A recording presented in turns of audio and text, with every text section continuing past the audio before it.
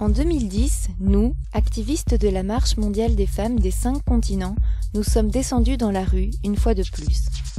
Sous le slogan « Tant que toutes les femmes ne seront pas libres, nous serons en marche », la 3e action internationale a été lancée le 8 mars, Journée internationale de la femme, et s'est terminée le 17 octobre, Journée internationale pour l'élimination de la pauvreté.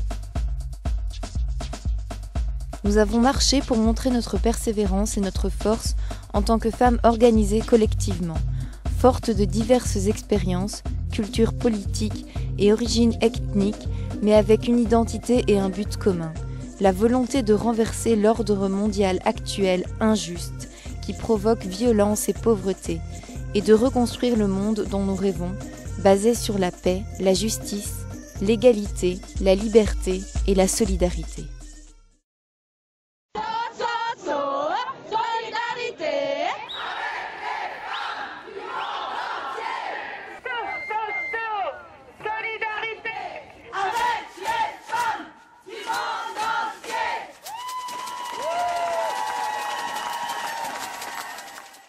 Nous avons marché pour célébrer le 100e anniversaire de la déclaration de la Journée internationale des femmes et pour rendre hommage aux milliers de femmes activistes qui se sont battues pour la libération et l'égalité réelle entre hommes et femmes de par le monde. En rendant visible leur contribution, nous avons lutté activement contre le modèle masculin dominant de raconter l'histoire. Depuis la première action internationale de la Marche mondiale des femmes en 2000, nous avons ce défi permanent de construire une identité commune, partagée au niveau mondial.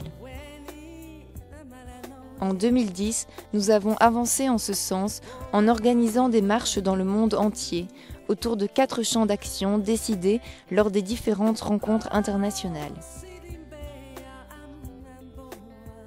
Biens communs et services publics.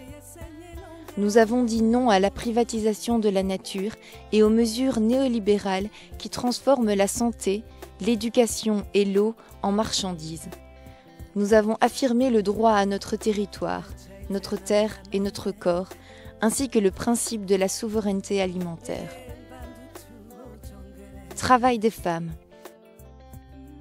Nous avons marché pour l'autonomie économique et contre ce système qui exploite le travail quotidien, productif et reproductif des femmes en concentrant les richesses aux mains d'une minorité.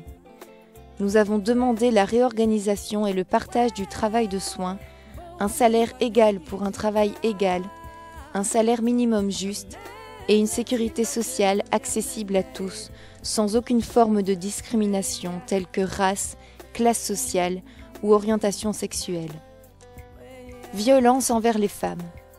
Nous avons dénoncé l'utilisation de la violence sexiste comme moyen de contrôler le corps et la vie des femmes. Nous avons travaillé avec d'autres mouvements sociaux afin de sensibiliser la société sur les causes et les formes de violence envers les femmes. Nous avons exigé des services de soutien pour les femmes victimes de violences, dénonçant les différentes façons dont cette violence a lieu, telles que viol, mariage forcé ou trafic des femmes. Nous avons particulièrement dénoncé la criminalisation et la violence dont doivent faire face les femmes activistes. Paix et démilitarisation. Nous avons marché pour l'arrêt immédiat des conflits armés et pour la reconnaissance des femmes comme protagonistes de la paix. Nous avons dénoncé la violence quotidienne que les femmes dans les zones de conflit subissent de la part des membres de l'armée et de groupes paramilitaires, ainsi que le rejet de la part de leur propre communauté, des hommes en particulier, qui les accusent d'être responsables de la violence qu'elles endurent. Nous avons marché pour attirer l'attention sur les causes réelles des conflits, les intérêts économiques des corporations transnationales dans le contrôle des peuples et des ressources naturelles et le profit généré par l'industrie militaire. La 3e action internationale de 2010 se composait de ces activités nationales au sein de 57 pays, mais aussi d'activités régionales dans la région Amérique,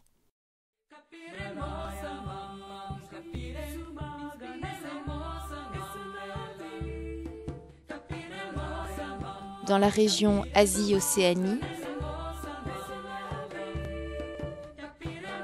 et dans la région Europe.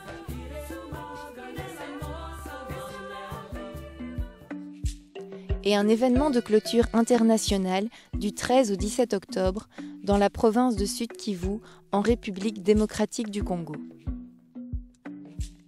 L'événement de clôture était focalisé sur le champ d'action paix et démilitarisation. Son but était de montrer les causes et les conséquences de la guerre dans l'est de la République démocratique du Congo et de soutenir les femmes locales qui luttent pour changer leur situation. Lors de l'événement, s'est tenue une foire sur la souveraineté alimentaire,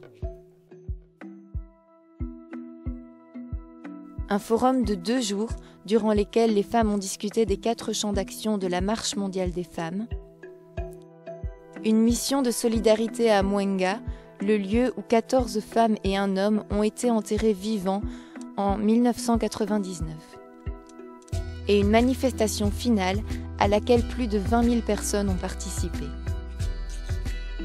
C'était la première fois que nous, de la Marche mondiale des femmes, nous organisions une action internationale dans un territoire en conflit. Avec cet événement de clôture, nous avons rendu hommage à nos sœurs congolaises et, ainsi, à toutes les victimes innocentes de conflits armés partout dans le monde. De façon globale, cette année d'activité nationale, régionale et internationale a mobilisé environ 80 000 hommes et femmes de 76 pays.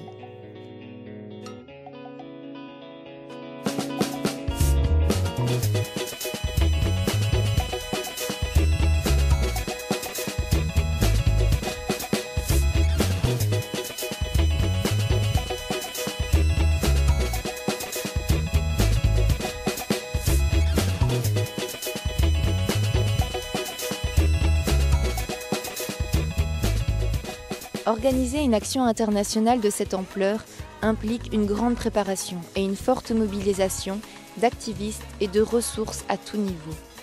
De nombreuses réunions ont été nécessaires pour assurer la participation de femmes diverses, pour organiser les aspects logistiques et pour faciliter la communication dans différentes langues. L'action de 2010 a été une expérience unique de démocratie populaire et de solidarité internationale. Grâce à elle, les femmes en ont appris davantage sur les similarités entre leurs luttes quotidiennes. Nous avons renforcé les liens entre femmes de tous âges, vivant dans la ville ou en zone rurale. Nous avons aidé à ce que d'autres mouvements sociaux reconnaissent la violence envers les femmes comme une question centrale. Nous construisons un monde où nous serons toutes libres, et ce monde est féministe.